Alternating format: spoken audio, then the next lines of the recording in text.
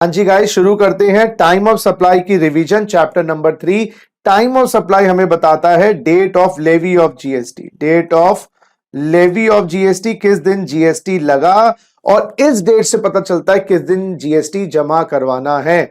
जैसे शादी के लिए सगाई की डेट पता लगाना आवश्यक होती है, ऐसे जीएसटी जमा करवाने के लिए डेट ऑफ लेवी पता लगाना होता है। आइए जी, सेक्शन 12 है time of supply of goods. Time of supply of goods 6 सब सेक्शंस में डिवाइडेड है। 6 सब सेक्शंस में डिवाइडेड है। 12(1) से लेकर 12(6). 12(1) क्या कहता है? जीएसटी का टाइम ऑफ सप्लाई गुड्स का 12 के हिसाब से निकालना है। तो कोई बहुत बड़ी बात नहीं है, ये हमें पता ही है। 12 के हिसाब से time of supply of goods है। 12(1) खाली बात को रिपीट कर रहा है। 12(2) जो मेन चीज है वो है time of supply forward charge. Forward charge का मतलब होता है supplier liable to deposit GST. Supplier liable to deposit GST. Supplier liable to deposit GST वो होता है जी फॉरवर्ड चार्ज। फॉरवर्ड चार्ज, हाँ जी, 3 डेट्स लिखी हुई हैं। Date of issue of invoice by the supplier, last date of issue of invoice under section 31 and the date on which supplier receives the payment. और ये डेट काट दी गई थी भाई नोटिफिकेशन नंबर 66/2017। ये नोटिफिकेशन नंबर याद रखिएगा, 66/2017। क्योंकि काट दी गई? क्योंकि एडवांस पेमेंट जब आ जाती थी उस पर जीएसटी लग जाता था। गुड्स के केस में बहुत दिक्कत होती थी, बाद में कॉन्ट्रैक्ट कैंसिल हो जाता था, एडवांस में पहले जीएसटी जमा हो जाता था। तो ट्रेडर लॉबी की प्रेशर के अंदर आके गवर्नमेंट ने कहा कि अब एडवांस पेमेंट्स अगर गुड्स के लिए मिलती है तो टाइम ऑफ सप्लाई एक्टिव नहीं होगा, यानी कि प्योरली लायबिलिटी ड्यू बेसिस पे हो गई। और ड्यू बेसिस के लिए 2 डेट्स देखनी है, या तो date of issue of invoice या last date of issue of invoice. Last date of issue of invoice section 31 में है, और सेक्शन 31 में last date of issue of invoice आपको दिखाते हैं इस चार्ट के अंदर। हाँ जी, लास्ट डेट ऑफ इशू है सिंगल सप्लाई। सिंगल सप्लाई होता है जो कंटिन्यूस सप्लाई नहीं होती। पहले कंटिन्यूस सप्लाई क्या होता है? जो निरंतर चलती रहती है। निरंतर, निरंतर का मतलब जैसे पाइपलाइन के थ्रू सप्लाई, कोई बिजली की तार जैसे होती है ना, उसके थ्रू सप्लाई। वैसे बिजली पे जीएसटी नहीं है, एग्जांपल के तौर पे किसी माध्यम से सप्लाई निरंतर चल रही है। अब इसमें स्टार्ट और एंड कैसे पता लगाओगे? तो सिंगल सप्लाई में एक स्टार्ट है एक एंड है, प्रॉपर्ली दिख रहा है उसके अंदर। तो सिंगल सप्लाई में आपको इशू करना है invoice up to the date of removal, अगर मूवमेंट इन्वॉल्व है। मूवमेंट इन्वॉल्व, अगर मूवमेंट इन्वॉल्व नहीं है, अदर केस का मतलब no movement involve. No movement involve, अगर मूवमेंट इन्वॉल्व नहीं है तो आपको डेट ऑफ डिलीवरी तक या रेसिपिएंट को आप पहुंचा दे किसी भी तरीके से, कि आपने कह दिया रेसिपिएंट को भाई यहां से उठा लियो गुड्स, तो वो डेट आपके लिए हो गई last date of issue of invoice. तो मूवमेंट इन्वॉल्व है तो मूवमेंट इन्वॉल्व है, रिमूवल तक इनवॉइस इशू करना है। मूवमेंट इन्वॉल्व नहीं है यानी कि नो मूवमेंट इन्वॉल्व, तो आपने जब डिलीवर कर दिया या आपने कह दिया कि यहां पर ये चीज रखिए आप ले लीजिए, उस दिन तक आपको इनवॉइस इशू करना है। कंटिन्यूअस सप्लाई, निरंतर सप्लाई जिसका स्टार्ट और एंड पता लगाना मुश्किल है, उस केस के अंदर कंटिन्यूअस सप्लाई के अंदर हमें इनवॉइस इशू करना है डेट ऑफ स्टेटमेंट तक। जो स्टेटमेंट की डेट फिक्स कर रखी होगी आपने, कोई ना कोई आधार तो बना रखा होगा, या पेमेंट की डेट तक हमें इनवॉइस इशू करना पड़ेगा। और goods Saint on approval basis, यानी कि चॉइस के बेसिस पे अभी देखें गुड्स भेजे हैं, पसंद करेंगे नहीं करेंगे, तो इनवॉइस कब तक इशू करना है? Up to the time of supply. यहां पर टाइम ऑफ सप्लाई का मतलब है up to the date of approval. जब अप्रूवल आ जाती है वहां तक आपको इनवॉइस इशू करना है। और अप्रूवल अगर 6 महीने में नहीं आई तो 6 मंथ्स ऑटोमेटिकली हम आपका last date of issue of invoice हो जाएगा। तो 6 मंथ्स के अंदर अंदर अप्रूवल आ गई तो वहां तक इनवॉइस इशू करें, और 6 मंथ्स के बाद अप्रूवल आ गई तो इनवॉइस इशू करना है लास्ट जब 6 मंथ्स एंड हो रहे। तो सिंगल सप्लाई में या तो रिमूवल की टाइम तक इशू करना है इनवॉइस, या इशू करना है आपको डेट ऑफ डिलीवरी तक, या गुड्स अवेलेबल हो जाए रेसिपिएंट को। कंटिन्यूअस सप्लाई में या तो स्टेटमेंट की डेट तक, और स्टेटमेंट नहीं है तो पेमेंट की डेट तक। और goods Saint on approval basis है तो 6 मंथ्स में अप्रूवल आ गई तो डेट ऑफ अप्रूवल तक, और 6 मंथ्स में अप्रूवल नहीं आई तो एंड ऑफ 6 मंथ्स तक आपको इनवॉइस इशू करना है। हाँ जी, जरा देखें दोबारा से, 3 बातें आ गई यहां पर। Date of issue of invoice, date of issue of invoice, just a second guys. पहली बात आ गई डेट ऑफ इशू इनवॉइस, दूसरा last date of issue invoice, और वो हमने कर लिया। Date on which supplier receives the payment deleted by notification number 66/2017। क्या लिखा है? Date of receipt is not applicable excluding composition suppliers. Guys, GST में 2 टाइप की रजिस्ट्रेशन होती है। जीएसटी में 2 टाइप की रजिस्ट्रेशन होती है। एक तो नॉर्मल रजिस्ट्रेशन होती है, आम लोगों के लिए रजिस्ट्रेशन, नॉर्मल रजिस्ट्रेशन, और एक होती है कॉम्पोजिशन रजिस्ट्रेशन। एक होती है कॉम्पोजिशन रजिस्ट्रेशन। कॉम्पोजिशन रजिस्ट्रेशन होती है गाइस सेक्शन 10 के अंदर, ये चैप्टर आगे जाके आएगा। एक शॉर्टकट तरीका होता है। तो नोटिफिकेशन 66/2017 कह रही है भाई जो डेट ऑफ पेमेंट है हम डिलीट कर रहे हैं नॉर्मल रजिस्ट्रेशन वाले के लिए, जो कॉम्पोजिशन स्कीम में रजिस्टर्ड है उसके लिए रेलेवेंट है डेट ऑफ पेमेंट, उसके लिए रेलेवेंट है डेट ऑफ पेमेंट एज पर नोटिफिकेशन 66/2017। लेकिन बेटा कॉम्पोजिशन स्कीम वाले GSTR 4 के अंदर अपनी रिटर्न फाइल करते हैं, उसके अंदर लिखा हुआ है GSTR 4 जो प्रैक्टिकल एलिमेंट है उसमें लिखा हुआ है कि इनको टर्नओवर बेस पर अपना जीएसटी जमा करवाना पड़ता है। कौन से बेस पे? टर्नओवर बेस पे। और उसमें लिखा हुआ है टर्नओवर के अंदर एडवांसेस माइनस कर दीजिए। टर्नओवर में एडवांस क्वार्टरली जमा करवाते हैं ये लोग जीएसटी, वैसे नॉर्मल आदमी जीएसटी जमा करवाता है मंथली या आगे जाके डिटेल में करेंगे, और जो कॉम्पोजिट डीलर है वो क्वार्टरली जमा करवाता है। तो उसमें लिखा हुआ है GSTR 4 उनकी एनुअल रिटर्न में कि जब ये टर्नओवर निकालें तो उसमें गुड्स रिटर्न जो हो गए वो माइनस कर दीजिए और जो एडवांसेस आए वो माइनस कर लीजिए। तो जब एडवांसेस आए हैं माइनस कर लीजिए, यानी कि इनको भी डेट ऑफ पेमेंट देखनी नहीं है जीएसटी जमा करवाने के लिए। तो इसमें दोनों अप्रोचेस हम एग्जाम में लिख के आएंगे। अगर एग्जाम में क्वेश्चन आ जाए कॉम्पोजिट डीलर के लिए टाइम ऑफ सप्लाई क्या है, हम लिखेंगे ABC अर्लीस्ट, बिकॉज नोटिफिकेशन 66/2017 इसके लिए लागू नहीं होता। फिर एक दूसरा पॉइंट ऑफ व्यू हम अपनी तरफ से दे देंगे कि भाई नोटिफिकेशन 66/2017 तो एप्लीकेबल नहीं होता, इसलिए तो 3 डेट्स हैं, लेकिन GSTR 4 रिटर्न फाइलिंग का जो इनका फॉर्म है उसमें लिखा हुआ है कि इनके क्वार्टरली टर्नओवर निकालते वक्त 2 चीजें माइनस करनी है, सेल्स रिटर्न जो गुड्स वापस हो गए और दूसरा एडवांसेस रिसीव। तो एडवांसेस में इनको भी जीएसटी नहीं देना, तो दोनों पॉइंट ऑफ व्यू मेंशन करके आनी पड़ेंगी। चलिए नेक्स्ट बच्चा पार्टी, नेक्स्ट बात आती है time of supply in case of reverse charge of goods. Reverse charge में कौन लायबल होता है? रेसिपिएंट। बिजली किसके ऊपर गिरती है? रेसिपिएंट के ऊपर बिजली गिरती है। रेसिपिएंट लायबल होते हैं जीएसटी जमा करवाने के लिए। 3 डेट लिखी हुई है, जिस दिन उसको गुड्स मिले। दूसरी date of payment debited in the books of accounts और bank account of the receiver, receiver के बुक्स ऑफ अकाउंट्स और उसके बैंक अकाउंट में डेबिट हुई, व्हिचएवर इज अर्लियर। और date of issue of invoice, जिस दिन इशू हुआ invoice plus 30 days plus 1 day, तीनों का जो अर्लीस्ट डेट होगा वहां तक टाइम ऑफ सप्लाई डिटरमिन हो जाएगा। उसके बाद ये जो रिवर्स चार्ज वाला रेसिपिएंट है ये जमा करवाएगा। और लिखा है अगर पॉसिबल नहीं है ABC लगाना तो by default time of supply लिया जाएगा date of entry in the books of accounts of the recipient of supply. तो जिस दिन रेसिपिएंट ने किताबों में सर्विस जिस दिन किताबों में रेसिपिएंट ने गुड्स को रिसीव करके दिखाया है वो ले लिया जाएगा। तो not able to determine time of supply under ABC date of entry in the books of accounts of the recipient of supply. तो आपकी किताबों में ये एक्चुअल रिसिप्ट था, date of receipt actual receipt था, और ये कह रहे किताबों में आपने कब रिसिप्ट दिखाया। तो अगर एक्चुअल रिसिप्ट पता नहीं चल रहा, डेट ऑफ पेमेंट पता नहीं चल रही, इनवॉइस की डेट पता नहीं चल रही, किसी कारणवश ABC पॉसिबल नहीं है, तो जिस दिन रेसिपिएंट ने अपनी किताबों में एंट्री करी, एक्चुअल गुड्स का बाय नहीं पता चल रहा, पेमेंट का बाय पता नहीं चल रहा, डेट ऑफ इशू इनवॉइस पता नहीं चल रहा, तो जिस दिन date of entry in the books of accounts वो deemed as time of supply. उसके बाद आता है टाइम ऑफ सप्लाई का 12(4) वाउचर के केस में, गुड्स के केस में वाउचर इशू किए जाते हैं जैसे बिग बाजार वाले, वो सप्लाई आइडेंटिफाइबल है। सप्लाई आइडेंटिफाइबल है यानी कि इससे आपको प्रेशर कुकर खरीदना है 5 लीटर का प्रेस्टीज कंपनी का, तो जिस दिन बिग बाजार ने वो वाउचर इशू किया उसी दिन वो लायबल हो गए date of issue of voucher.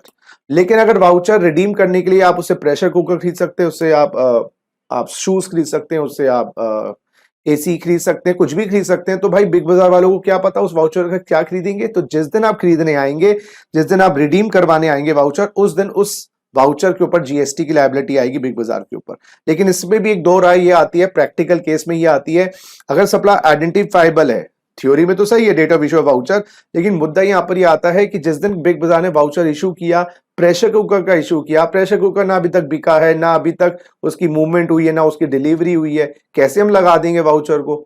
तो voucher is like an advance receipt, advance consideration, क्योंकि पहले आपको मिल चुका है, जब तो वो इशू करेंगे आपको गुड्स। तो टेक्निकली और प्रैक्टिकली हम यही अप्रोच लेते हैं। प्रैक्टिकली मैं बोल रहा हूँ, थ्योरेटिकली तो आप ये लिखाओगे सप्लाई आइडेंटिफाइबल है, date of issue of voucher, लेकिन प्रैक्टिकली हम एक व्यू ये लेते हैं, इस केस में रिडेम्पशन होना चाहिए। उसके बाद मेरे प्यारे बच्चों 12(5) की जगह में पहले 12(6) करवा दूं। 12(6) कहता है लेट पेमेंट। अगर सप्लायर ने कह रखा है कि 30 दिन में पेमेंट करनी है, 30 दिन में पेमेंट नहीं कर पाए तो उसके बाद आपको 500, 1000, 10,000 रुपए लेट पेमेंट मिलेगी। तो जिस दिन वो लेट पेमेंट लगाओगे उस दिन उसका जीएसटी नहीं होगा, वो है रिसिप्ट बेसिस पर, date of receipt of late payment. तो अगर लेट पेमेंट चार्जेस आपने 5 जून को लगाए हैं और मिले आपको 8 जून को लेट पेमेंट है, तो उसकी टाइम ऑफ सप्लाई 8 जून माना जाएगा। लॉजिकल बात है, एक तो लेट पेमेंट मिली नहीं और उसको ड्यू बेसिस पे अगर आपने जीएसटी लगा दी तो डबल मार पड़ जाएगी। एक तो पेमेंट नहीं आई, ऊपर से उसका लेट पेमेंट चार्जेस पे जीएसटी आपको देना पड़ जाएगा। तो 99% केसेस में तो ड्यू बेसिस है जीएसटी में गुड्स के केस में, लेकिन एक जगह यहां पर डेट ऑफ रिसिप्ट कर दिया गया है। कौन से केस में? जब लेट पेमेंट चार्जेस मिले, तो यहां पर रिसिप्ट बेसिस है। और अगर 12(1), 2, 3, 4 ये सारे सेक्शन लागू नहीं होते ना, 12(2) लागू नहीं हो रहा, 12(3) लागू नहीं हो रहा, 12(4) लागू नहीं हो रहा, किसी कारणवश not possible to determine, records available नहीं है, किसी कारणवश कुछ भी हो सकता है, तो ये रेजिडुअल केस है। जैसे इनकम टैक्स में अदर सोर्सेज होता है ना, 4 हेड्स में अगर इनकम नहीं आई तो कहां दिखा दो? Other sources. तो रेजिडुअल केस के अंदर लिखा है पीरियोडिकल रिटर्न अगर आपको फाइल करनी है तो due date of such return by default time of supply मान लिया जाएगा। और अगर पीरियोडिकल रिटर्न आपको फाइल करने की आवश्यकता नहीं है तो date of payment of tax. तो ये डिफॉल्ट केसेस के लिए हमने टाइम ऑफ सप्लाई निकाल लिया है। आइए जी, सेक्शन 12 के बाद चलते हैं सेक्शन 13 पर। सेक्शन 13 है time of supply of services. Services के केस में सेक्शन 13 है। 13(1) वही बात कहता है कि भाई सर्विसेज की जो जीएसटी लायबिलिटी है, टाइम ऑफ सप्लाई की जो लायबिलिटी है वो सेक्शन 13 के हिसाब से है, कोई बड़ी बात नहीं है। 13(2) फॉरवर्ड चार्ज। फॉरवर्ड चार्ज में क्या लिखा है? कौन लायबल होता है? सप्लायर। जैसे सीए की सर्विसेज है, सीएस की सर्विसेज है, कॉस्ट मैनेजमेंट अकाउंटेंट की सर्विसेज, आर्किटेक्ट की सर्विसेज है, सब पे फॉरवर्ड चार्ज। फॉरवर्ड चार्ज में सप्लाई लायबल होता है। कितने दिन में क्या टाइम ऑफ सप्लाई है? Invoice issued with in period prescribed in 31 section के अंदर जो टाइम्स बताया गया उसमें अगर इनवॉइस इशू कर दिया तो इशू ऑफ इनवॉइस और date of payment whichever is earlier. यहां पर डेट ऑफ पेमेंट रेलेवेंट है सप्लायर्स के लिए अगर वो सर्विसेज दे रही हैं तो, लेकिन अगर सप्लाई गुड्स दे रहा है वहां पर डिलीटेड बाय 66/2017, तो यहां पर 66/2017 एप्लीकेबल नहीं है। और अगर इनवॉइस इशू नहीं किया 31 की टाइम लिमिट में तो date of provision of the service और date of receipt of payment whichever is earlier. Provision of service का मतलब होता है कंप्लीशन ऑफ सर्विस, सर्विस कम कंप्लीट हुई। अच्छा, अगर क्लॉज ए और बी किसी कारणवश नहीं लगा पा रहे हैं तो date on which recipient shows receipt of service in the books of account. तो यहां पर हम क्या कह रहे हैं कि किसी कारणवश अगर ये नहीं पता चल रहा है, किसी कारणवश ये नहीं पता चल रहा है कि भाई ए बी क्लॉज नहीं लग पा रहे हैं लैक ऑफ डेटा के कारण, उस केस में बाय डिफॉल्ट जिस दिन रेसिपिएंट ने सर्विस अपनी किताबों में दिखाई है वो deemed as time of supply for the supplier. Yes, जिस दिन वो दिखाएगा, क्या करें, कुछ रिकॉर्ड्स है नहीं। और 1,000 रुपए अगर आपको एडवांस अमाउंट मिलते हैं, 1,000 रुपए एडवांस अमाउंट मिलते हैं तो टाइम ऑफ सप्लाई 2 ऑप्शन आ जाएंगी, या तो आप डेट ऑफ रिसिप्ट ले लीजिए, ये भी मैंने क्लास में डिस्कस किया था, या आप इसको डिले कर सकते हैं till the date of issue of invoice, till the date of issue of invoice, date of issue of invoice. लेकिन गुड्स के केस में है ही नहीं, क्योंकि गुड्स के केस में एडवांस पे तो जीएसटी है ही नहीं। तो अगर सर्विसेज के केस में एडवांस अमाउंट मिलता है 1,000 रुपए तक तो आप उसको डिले कर सकते हो टाइम ऑफ सप्लाई को उसकी एक्चुअल डेट ऑफ बिलिंग तक, नहीं तो अभी लगाना चाहे तो अभी लगा दीजिए। आ गया ना, ये बात हमने लिखी ली है। अच्छा, डेट ऑफ पेमेंट का क्या मतलब होता है? डेट ऑफ पेमेंट का मतलब होता है आपने बुक्स ऑफ अकाउंट में पेमेंट कब दिखाई या बैंक में आपने पेमेंट कब दिखाई, विच एवर इज अर्लियर। और last date of issue invoice section 31 के अंदर वही वाली बात आ जाती है। यहां पर सिंगल सप्लाई है तो 30 दिन, सिंगल सप्लाई है तो 30 दिन। रूल 31 में बोला गया prescribe period, prescribe period rule 47 में है। तो कोई एमसीक्यू में क्वेश्चन आ सकता है कि प्रिस्क्राइब पीरियड कौन से रूल में? रूल 47। 30 दिन में इशू करना है, लेकिन 4 लोगों को 45 डेज में इशू करना है। इंश्योरेंस कंपनीज, मैक्स लाइफ हो गई, banking companies like ICICI bank, financial institution like SIDBI, IDBI और एनबीएफसी लाइक मुथूट फाइनेंस जो नॉन बैंकिंग फाइनेंशियल कॉर्पोरेशन है, 45 डेज में इनवॉइस इशू करना है। कंटिन्यूअस सप्लाई के अंदर वो निरंतर सप्लाई हो रही है, जैसे पोस्टपेड कनेक्शन, जैसे पोस्टपेड कनेक्शन निरंतर सप्लाई हो रही है, तो उसके अंदर एयरटेल वाले कब तक बिल इशू करेंगे? या तो ड्यू डेट फिक्स कर रखी होगी, कोई बिलिंग पीरियड फिक्स कर रखा होगा तो वही ड्यू डेट तक उनको इनवॉइस इशू करना है। और अगर ड्यू डेट फिक्स नहीं कर रखी है तो date of receipt of payment, जिस दिन उनको पेमेंट मिली वहां तक इनवॉइस इशू करना है। और पेमेंट अगर कोई इवेंट के बेसिस पे लिंक कर रखे कि 45% 40% जब होगा तो वो इवेंट की डेट तक इनवॉइस इशू करना है। अगर सप्लाई कंप्लीशन से पहले खत्म हो गई, क्या मतलब सर? अरे भाई 30 जून 2022 तक मेरी सप्लाई खत्म होनी थी, ये ड्यू डेट दे रखी थी, लेकिन मेरी सप्लाई 31/5 को ही खत्म हो गई, तो यहां से 30 दिन कहां से देखे जाएंगे? 30 दिन 20 दिन कुछ नहीं देखना, क्योंकि अगर नॉर्मली आपकी सप्लाई 30 जून को ही खत्म होती तो हम 30 दिन 30 जून से देखते, लेकिन आपकी सप्लाई पहले एग्जॉस्ट हो गई। किस कारण हो गई वो इंपॉर्टेंट नहीं है। If the supply ceases before completion of supply, up to time of supply ceases, and the invoice shall be issued to the extent of supply before cessation, तो आपको 31/5 तक टाइम ऑफ इनवॉइस हो जाएगा यहाँ पर। यानी कि आपको 31/5 तक इनवॉइस इशू करना पड़ेगा। तो जनरली हम इनवॉइस कब तक इशू करते हैं? 30 डेज फ्रॉम कंप्लीशन। तो 30 जून को सर्विस कंप्लीट हुई, वहां से 30 डेज है ना, 36 से 30 जुलाई हो जाता है। लेकिन आपकी सप्लाई पहले एग्जॉस्ट हो गई है, तो फिर 31/5 तक जितना भी आपने सर्विस दी है उतने का इनवॉइस 31/5 तक इशू करना पड़ेगा। एक बात याद रखिएगा। टाइम ऑफ सप्लाई दोबारा से रिपीट करते हैं। Time of supply forward charge में क्या होगा? Time of supply forward charge में अगर आपने टाइम लिमिट में इनवॉइस इशू कर दिया तो इनवॉइस और पेमेंट, टाइम लिमिट में इनवॉइस इशू नहीं किया तो भैया याद रखिएगा date of completion of service और date of receipt of payment. और अगर ए और बी लागू नहीं हो रहा तो किस दिन रेसिपेंट ने अपनी किताबों में सर्विस दिखाई है वो बाय डिफॉल्ट ले लेंगे। चलिए यहां पर भी time of supply of reverse charge 13(3), time of supply in case of reverse charge. Reverse charge में याद करिएगा, गुड्स के केस में रिवर्स चार्ज था 12/2, उसमें 3 डेट्स थी। गुड्स मिले आपने 31st day from the date of invoice, और तीसरी चीज थी date of payment debited in the accounts और bank account of the recipient. यहां पर 2 डेट्स हैं, date of payment debited in the books of accounts of the recipient और debited from the bank account whichever is earlier, और date of issue invoice पर 60 days plus 1 day. वहां पर 30 दिन था, यहां पर 60 डेज है। और लायबल कौन होता है यहां पर? रेसिपिएंट लायबल होता है। और कह रहे हैं अगर ए बी लागू नहीं होता तो date of entry in the books of accounts of the recipient. तो अगर यहां पर फिर किस दिन आपने अपनी किताबों में रेसिप्ट दिखाई है सर्विसेज की, वो बाय डिफॉल्ट, ये जनरल केस होता है जब पॉसिबल नहीं होता मेन केस। तो ये एसोसिएटेड एंटरप्राइजेस का कॉन्सेप्ट, वैसे एसोसिएटेड एंटरप्राइजेस वो होती हैं जो इनकम टैक्स के सेक्शन 92A के अंदर डिफाइंड होती हैं, इनकम टैक्स के सेक्शन 92A में डिफाइंड होती हैं। जनरली क्लोज एंटरप्राइजेस होती हैं, एक का कंट्रोल दूसरे में, मिनिमम 26% का कॉन्सेप्ट होता है इसके अंदर, ये बात याद रखिएगा। तो एसोसिएटेड एंटरप्राइजेस हैं 2। क्या हुआ है? Supply of service located outside India, यानी कि आपका कोई हेड ऑफिस है, या चलिए हेड ऑफिस की जगह एग्जांपल ले लेते हैं, कोई आपकी फॉरेन सब्सिडरी कंपनी है, हाँ तो एसोसिएटेड एंटरप्राइजेस दिखा रहा है ना। तो हमारी एक्स लिमिटेड है यूएसए की, वो 30% कंट्रोल करती है वाई लिमिटेड में। तो these two are associated enterprises.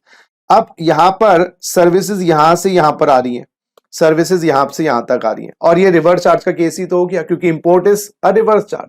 Supplier को तो हम बाध्य नहीं कर सकते ना, यूएसए का है, तो हम लायबिलिटी किस पर डालेंगे? वाई लिमिटेड पर। तो यहां पर इस केस के अंदर रिवर्स चार्ज का जो कॉन्सेप्ट है ये वाला नहीं लगेगा, ए और बी वाला नहीं लगेगा, यहां पर रिवर्स चार्ज वाला कॉन्सेप्ट ये लगेगा अगर 2 एसोसिएटेड एंटरप्राइजेस और इंपोर्ट ऑफ सर्विस हो रही है। उसमें लिखा है date of entry in the books of accounts of the recipient. Books of accounts में कब एंट्री करी आपने, जो सर्विस मिली है आपको, बुक्स ऑफ अकाउंट्स में एंट्री करिए 15 जून 2022 को। और डेट ऑफ पेमेंट, अच्छा अब पेमेंट आपने करिए 15/9/2022 को। तो entry in the books of accounts और date of payment whichever is earlier. तो आपने पेमेंट करी है जी 15/9 को, 15/6 को, तो 15/6 हो जाएगा। तो रिवर्स चार्ज एसोसिएटेड एंटरप्राइजेस का हो तो आपके एंट्री कब करी बुक्स ऑफ अकाउंट्स में और पेमेंट कब करी। अब रही बात 13/4 वाउचर जो है, जो वाउचर का केस है वो सेम ही है time of supply of goods का। यहां पर अगर सप्लाई आइडेंटिफाइबल है तो हम डेट ऑफ इशू ही लेंगे। यहां पर हम प्रैक्टिकल केस वो गुड्स वाला नहीं लगाएंगे, क्योंकि यहां पर date of advance payment deemed as supply मानी जाती है। तो वाउचर के केस में सेम ही है सेक्शन 12(4) की तरह, बस फर्क ये है वो प्रैक्टिकल एलिमेंट यहां पर लागू नहीं होगा। हाँ जी, 13(6) वही वाली बात कहता है अगर लेट पेमेंट हो जाती है तो जिस दिन वो लेट पेमेंट मिलती है। और 13(5) कहता है रेजिडुअल केस के अंदर वही वाली बात, पीरियोडिकल रिटर्न फाइल करनी है तो ड्यू डेट, और पीरियोडिकल रिटर्न फाइल नहीं करनी तो date of payment of tax. अब बहुत ज्यादा इंपॉर्टेंट बात मैं समझा रहा हूं, section 14 time of supply in case of change in the date of GST, in case of change in the date of GST. लेकिन आप सेक्शन 14 अगर पढ़ेंगे उसमें हर जगह date of receipt of payment, date of receipt of payment दी जाइए। इसलिए क्या किया गवर्नमेंट ने, नोटिफिकेशन 66/2017 ने कहा कि डेट ऑफ रिसिप्ट तो देखनी नहीं होती है, हमें डेट ऑफ रिसिप्ट तो देखनी नहीं होती है, इसलिए सेक्शन 14 गुड्स के लिए एप्लीकेबल नहीं होगा। ओरिजिनल लैंग्वेज अगर आप देखेंगे सेक्शन 14 की, उसमें लिखा है गुड्स और सर्विसेज दोनों, लेकिन गुड्स के लिए ये सेक्शन लागू नहीं होगा। क्यों? Therefore, change in the rate of tax for supply of goods, section 14 will not apply, and time of supply rate of GST will be determined as per section 12। यानी कि अगर मैं समराइज कर दूं आपको ये बात कि अगर रेट चेंज हो रहा है गुड्स के केस में, तो सेक्शन कौन सा लगेगा? 12। और अगर नो चेंज हो रहा है, no change in the GST, फिर भी लगेगा सेक्शन 12। अच्छा, तो जीना यहां मरना यहां, इसके सिवा जाना कहां? तो सेक्शन 12 लगने वाला है हमेशा, रेट चेंज हो रेट चेंज ना हो, लगने वाला है सेक्शन 12।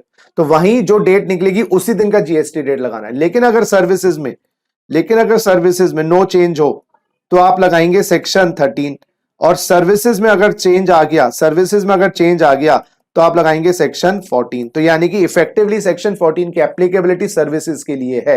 हाँ जी, दो बातें इसके अंदर अहम आती हैं, दो बातें इसके अंदर अहम आती हैं। सबसे पहली बात, गुड्स या सर्विस, अगर मैंने बोला ना गुड्स की तो अब अहमियत रही नहीं। सर्विसेज क्या रेट चेंज होने से पहले खत्म हो गई, सर्विसेज क्या रेट चेंज हुआ यहां पर, यानी कि रेट चेंज हुआ 1/7/2022 को, और सर्विसेज पहले कंप्लीट हो गई। चलो जी, अब गवर्नमेंट कहती है सर्विस पहले कंप्लीट हो गई, invoice issued and payment after change, दोनों चीजें बाद में है। इनवॉइस भी एक साथ के बाद है, और हाँ सर्विसेज पहले हो गई है, इनवॉइस भी बाद है, पेमेंट भी बाद है। तो गवर्नमेंट ने कहा जब तीन में से दो चीजें बाद में है, रेट चेंज होने के बाद तीन में से दो चीजें बाद में है, तो नया डेट नया रेट, क्या बोलेंगे, नया डेट नया रेट। लिखा है ना, date of receipt of payment, date of issue में विच एवर इज अर्लियर, दोनों डेट्स बाद में है, तो नया डेट नया रेट। अब बोल रहे हैं जी एक चीज पहले है, इनवॉइस पहले है, पेमेंट बाद में है, या मेरे प्यारे बच्चों पेमेंट पहले है, इनवॉइस बाद में है। सर्विस तो पहले थी, अब या तो इनवॉइस पहले है या पेमेंट, तो दो पहले हो गई, तो पुराना डेट पुराना रेट। तो तीन में से दो चीजें पहले हो जाएं तो पुराना डेट पुराना रेट, और तीन में से दो चीजें बाद में आए तो नया डेट नया रेट, बस बात खत्म। हाँ जी, उसके बाद अगर रिवर्स केस करें, गुड्स सर यहां पर रेट चेंज हुआ है कब, 1/7/2022 को, यहां सर्विस कंप्लीट हो रही है तो चार्ट बी लगाएंगे। अब वो लॉजिकली है, अब देखा पेमेंट आफ्टर इनवॉइस पहले, यानी कि अब दो चीजें बाद में हो गई।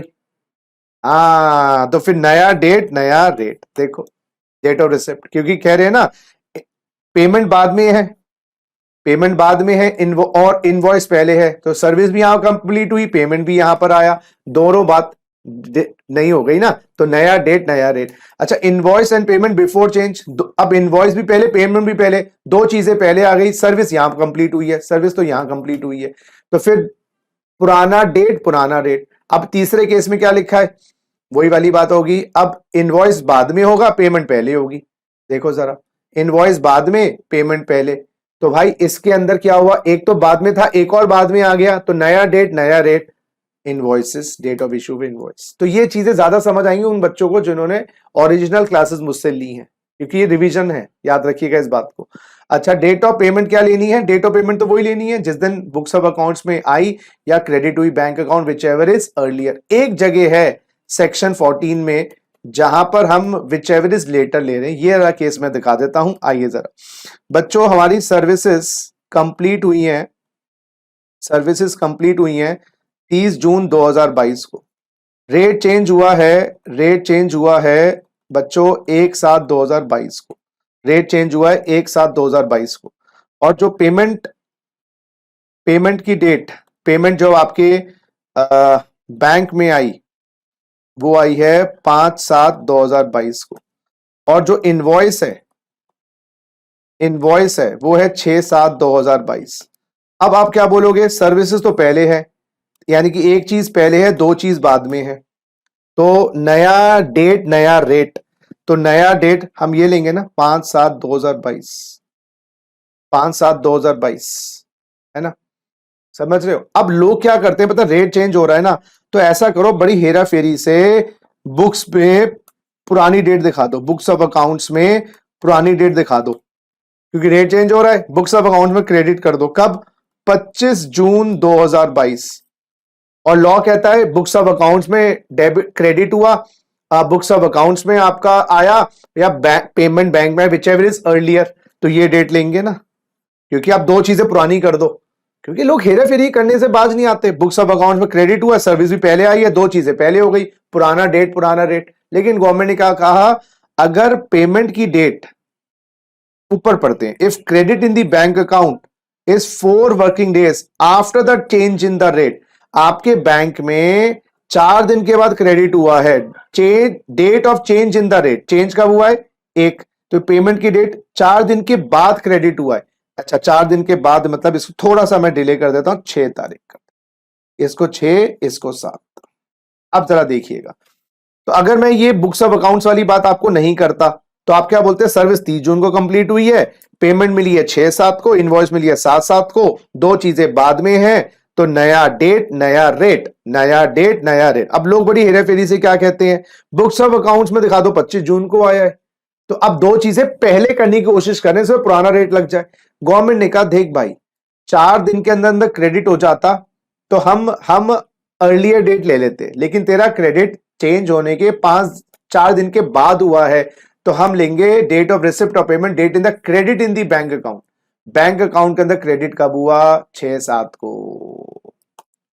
तब 6/7 ही लेंगे इस केस के अंदर, तो ये वाली डेट को लिया नहीं जाएगा। अगर ये 4 दिन के अंदर अंदर क्रेडिट हो जाता फिर बात अलग है, ठीक है।